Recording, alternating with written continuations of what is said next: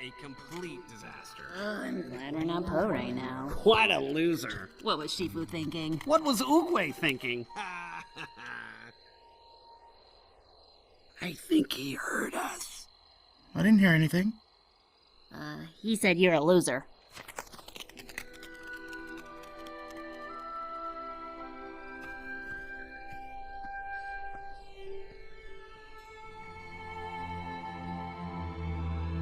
Sorry, Uguay. Would you stop doing that? How was your first day teaching? Humiliating. I heard.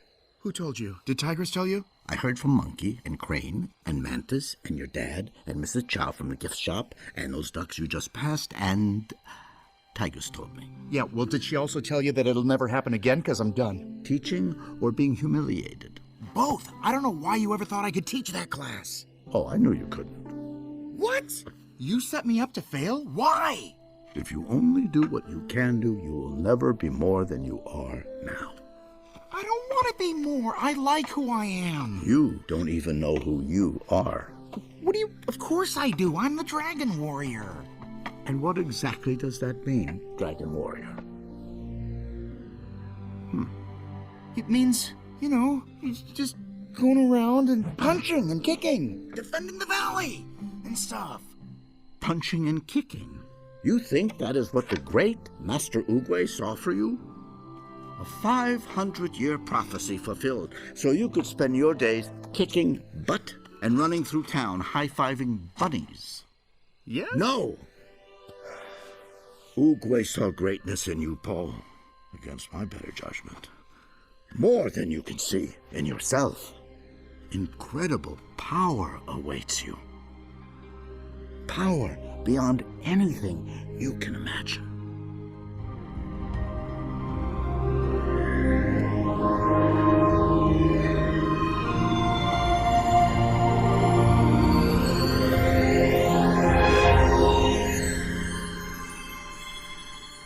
Whoa! What was that? That was Chi. Wow! What's chi? The energy that flows through all living things. So you're saying if I teach, I'll be able to do cool stuff like that? No, I'm saying if you teach, I'll be able to do cool stuff like that. Oh. Mastering Chi requires mastery of self. Oogway sat alone in a cave for 30 years, asking one question. Who am I? Who am I?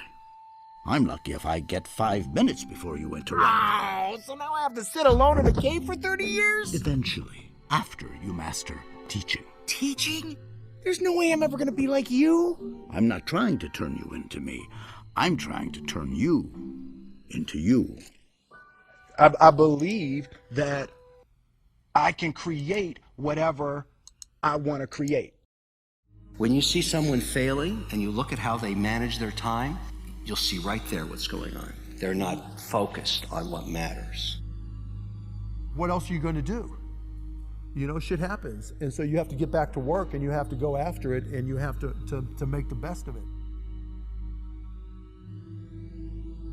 There's always going to be setbacks. There's always going to be things that go wrong. There's always going to be things you don't anticipate. Even when you have every I dotted, every T crossed, something's going to go wrong.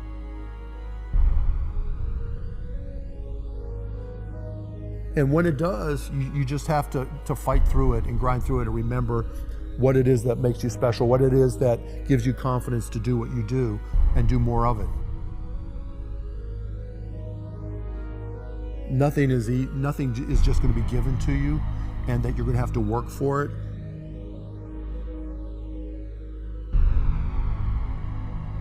You know, at the end of the day, success really is about waking up with a smile on your face, knowing you're going to have a fun day, right? You're really looking forward to what you're doing. I just have one overriding principle. Do I like it? Am I having fun? Coming up, it's just, you've got to find the things that you like. Because to me, the key to success is finding something you love to do and then trying to be great at it. And you don't have to know what that is. I never got upset. It was just like, this is it, right? I just got to go. I just got to do, and I just got to keep on grinding. And that's always worked out for me. So even when things were the toughest, my attitude has just been enjoy your life, smile, fight your way through it, and remember what you're good at.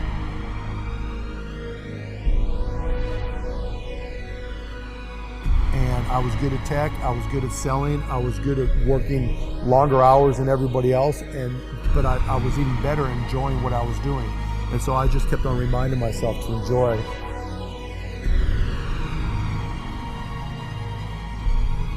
You can be wrong, you can pick the wrong career, you can pick the wrong job, you can pick the wrong spouse, you can pick the wrong whatever. But you get it right one time, you're set.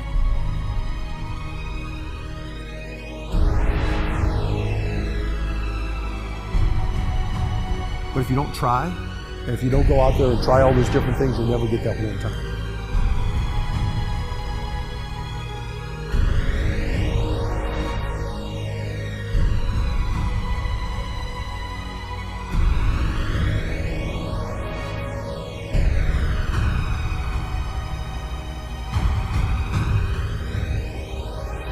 Try them all. Try them all until you find the one you like. And then it's like, it gets really easy. Because even when shit fucks up, you're on a mission. You're loving what you do.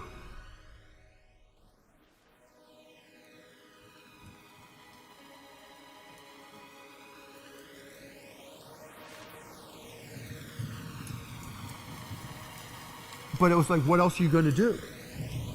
Shit happens. And so you have to get back to work and you have to go after it and you have to make the best of it.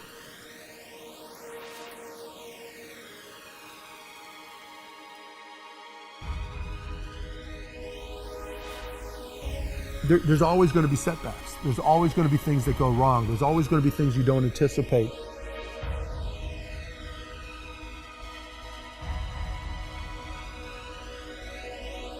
If you're passionate and you're successful, you'll wake up one day rich. You won't really be going for the cash, it'll just happen to you. Everybody I talk to that's had success doesn't remember the day they became a millionaire. No idea. Not important to them. They remember winning. They remember building a business and being successful. Again, the pursuit of freedom manifests itself in passion. That's really what it's about. Something's going to go wrong. And when it does, you just have to fight through it and grind through it and remember what it is that makes you special, what it is that gives you confidence to do what you do and do more of it.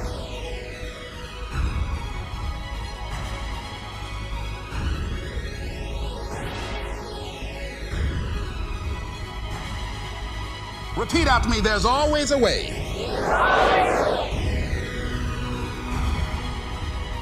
Where there's a will, there's a way.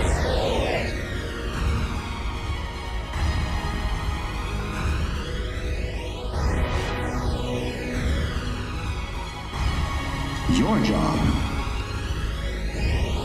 is to go to war every day and win.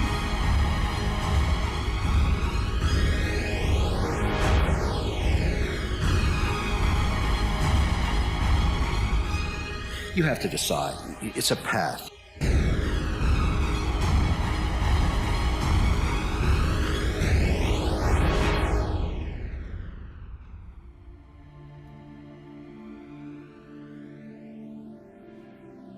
The guy or girl that they're working out hates their workout, hates it, because the discipline is coming from somewhere else. It's something that you dread every time you go in. You don't really want to do it.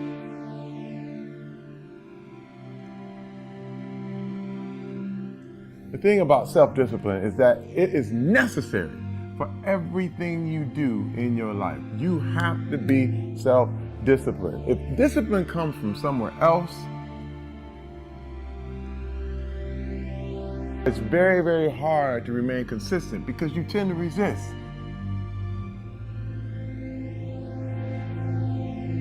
I I was working once in an ice cream parlor when I was about 15 years old, my first real job. And on the second day, I was asked to scrape the gum off between the Mexican tiles on the floor. And I said to the woman who owned the store, it was called Magoo's Ice Cream Parlor, "You didn't hire me to scrape gum, you hired me to scoop ice cream." And this girl in the shoe store across the way that's looking at me, I don't want to see her scraping the gum.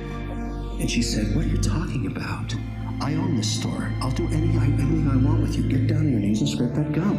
And I said, "I'm not doing it." She said, "You're fired." Last job I ever had. I owe that woman everything. I don't like to work for people.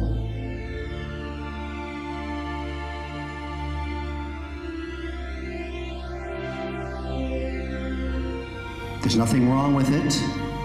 If you want to control your own destiny, you work for yourself. That's how it works. I'm trying to inspire those of you who are on the tipping point. Take the chance, you're young. Go for it. There's nothing better than being able to wake up in the morning 10 years or 20 years from now and do whatever you like.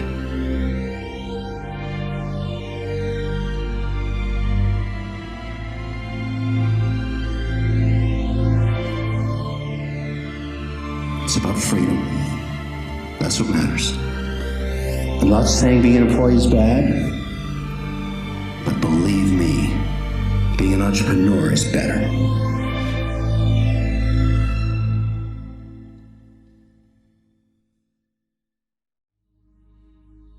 All of us got stories to tell. Chicken Man allowed his tragedy to destroy his life. All of us have experienced some tragedy, and if we haven't, we will. And you can either let it destroy your life, or you can build upon it. You can permit it to let it hold you down, or you can decide, I'm not going to let that happen to me. I'm bigger than this. Make a declaration to yourself. Declare all-out war that you're going to get out of this rut. I don't care how good you are, I don't care how talented you are, I don't care how much you work on yourself. There are some times when things aren't going to go right. They just are not going to go right. There are times when anything that can happen will happen. Murphy's Law will be knocking at your door. Why? I don't know why. That's called life.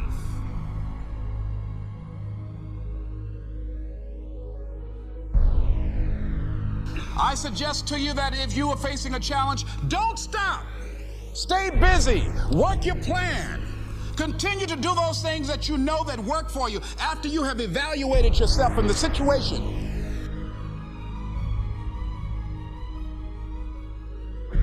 Declaration that this is what you stand for. You're standing up for your dreams. You're standing up for peace of mind. You're standing up for health.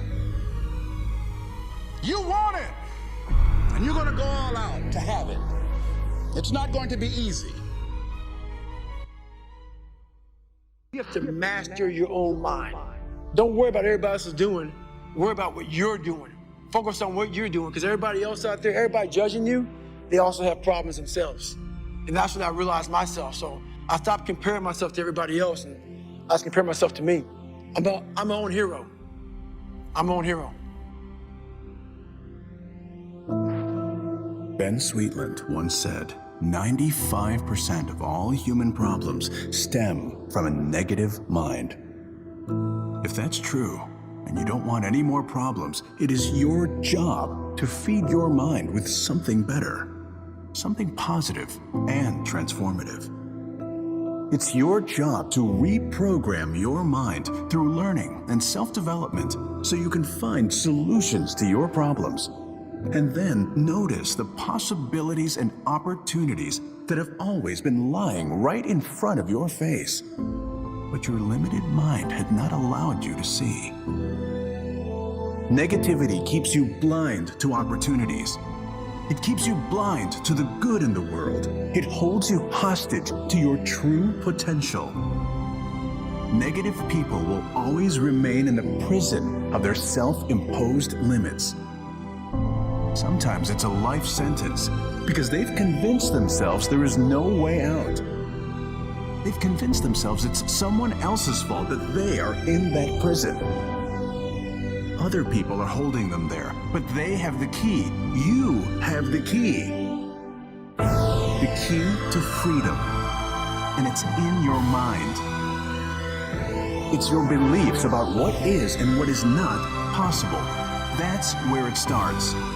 And from there, you build.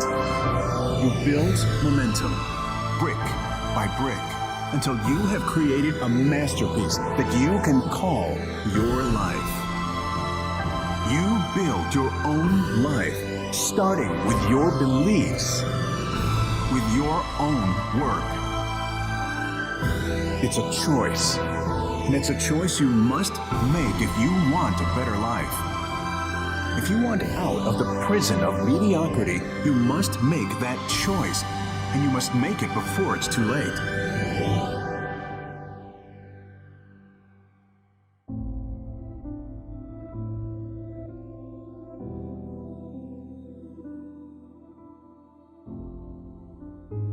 Bruce Lee once said, "Learn to discipline your emotions, because if you don't, your enemies will use them against you."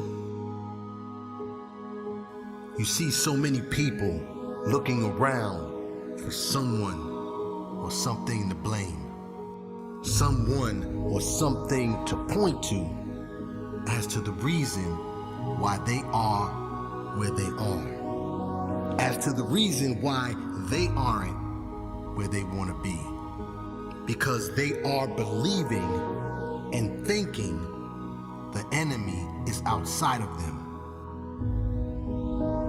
So many people want to blame others for where they are in life. It's always someone else's fault. The enemy is always outside. But in reality, the enemy is rarely ever outside. Most often, the real enemy is in your own mind. The real enemy, the one that battles you every day, the one you must conquer, is within you. You must kill doubt. You must kill fear. You must kill those negative thoughts. You must kill blame and take responsibility. You must kill weak thoughts and trust you are strong enough to handle anything. You must kill any fear of rejection and know if you value yourself, you can't be rejected. The battleground is your mind, and the enemy is your subconscious and unconscious negative thoughts. If you want to win in life, you're going to have to fight those thoughts, fight those beliefs, and kill them once and for all. You're gonna have to fight like a warrior. Face those thoughts, destroy those thoughts, and claim the quality of life you deserve. The enemy is rarely outside. In almost every case, it's an inside job. Having thoughts of lack, believing you have limitations, blaming others rather than taking responsibility, not trying for fear of failure, staying safe for fear of failure, and worst of all, not expressing your true self for fear of rejection. I will kill doubt. I will kill fear. All fear. Any fear. I will kill negativity. I will kill blame. And I will take ownership of this life I'm living. I will take control of this mind that is mine. These thoughts that are mine. My thoughts are now under my command. I am in control. No one else controls my mind. I do. I'll back myself. The enemy is rarely outside. It is always inside. You defeat the enemy by not fighting it, but by becoming better than it, smarter than it. You defeat it by working on you. That's how you silence the enemy within. Become greater than it through your own self-work, through self-discipline. Through daily work, the better you get, the quieter the voice gets. The enemy within can't criticize the one who has done the work. It can't argue with someone who has no regrets. So do the work every day. Every step forward builds belief. Every step forward builds confidence. Every step forward develops habit. Every step forward is a step ahead of that voice.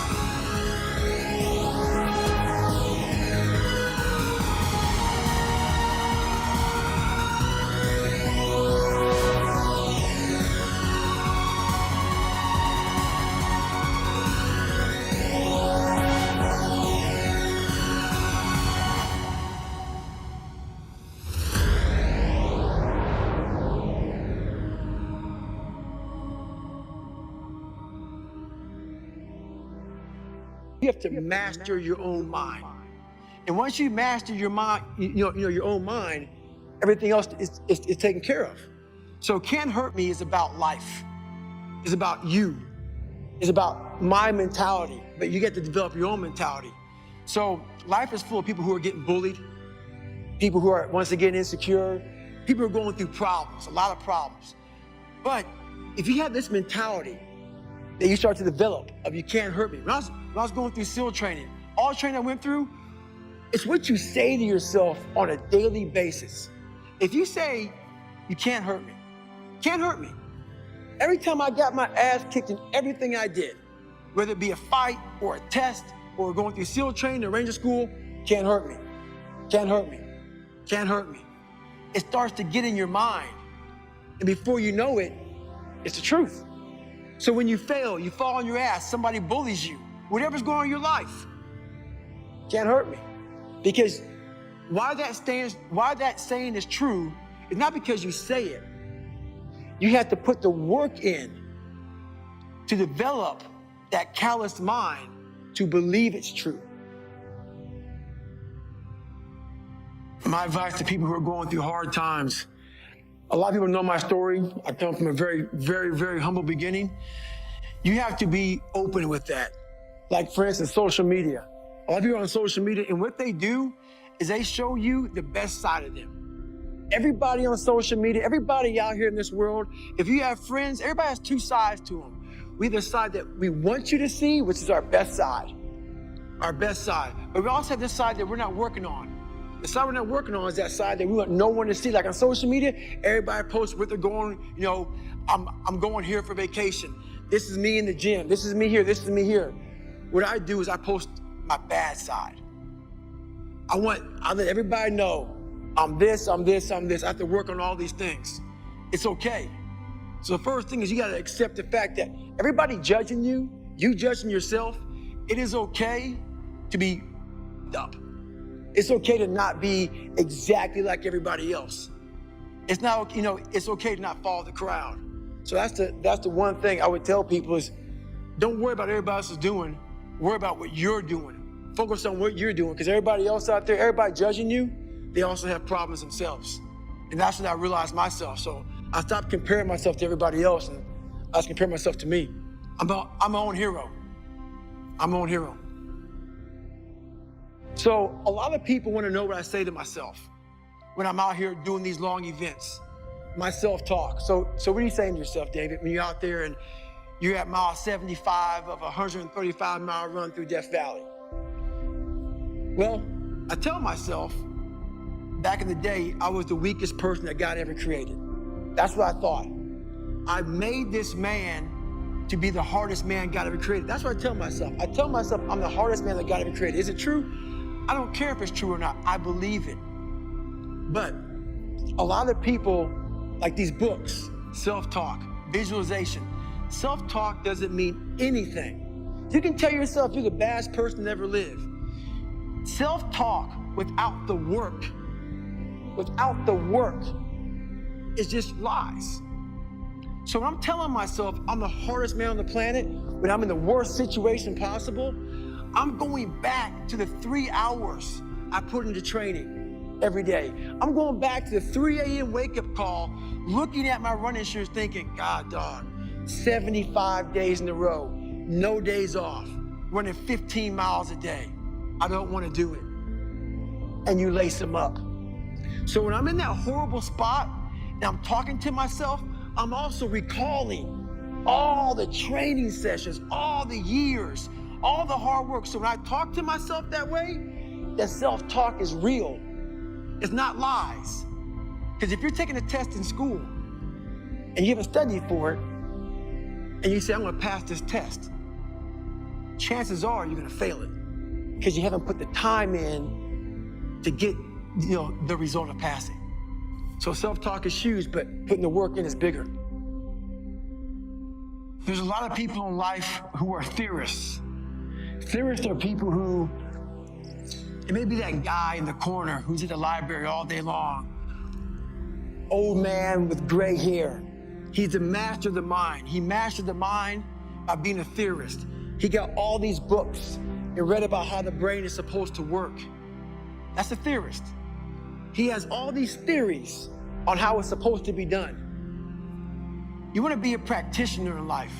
A lot of people who study theories will put these bars, these invisible bars and barriers on your mind about what we can and cannot achieve as human beings. That's a theorist. A practitioner will listen to a man like a theorist and defy the odds. Don't ever be a theorist, be a practitioner.